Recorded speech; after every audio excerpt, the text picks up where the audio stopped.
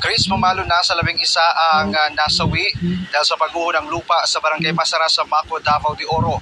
Base ito sa pinakahuling tala ng MDRRMO Maco as of 4 p.m. kahapon.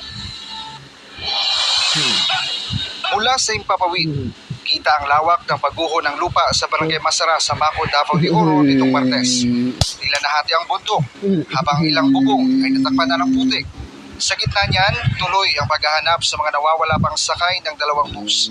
Sa kuhang video ng Maragusan Emergency Response Team ng Maragusan, Davao de Oro na tumutulong sa clearing operations. Makikita ang isa sa mga bus na natabunan.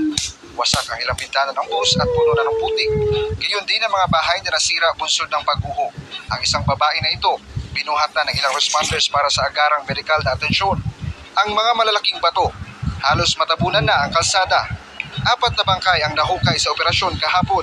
Sa pinakahuling tala ng MDRRMO Maco, 11 na ang nasawi sa pagguho. Mula naman sa 49 na unang napaulat na nawawala, itinaas na ito sa 110 base sa update ng MDRRMO Maco as of 4 p.m. kahapon.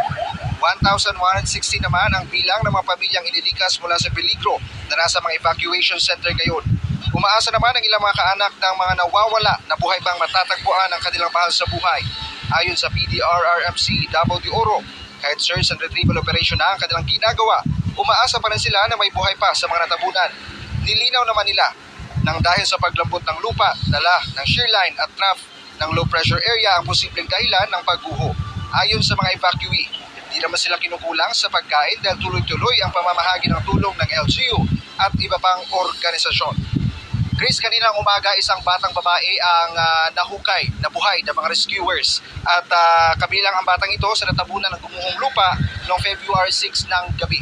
Sa ngayon, patuloy pa nating inaalam ang karagdagang impormasyon tungkol dito. Chris.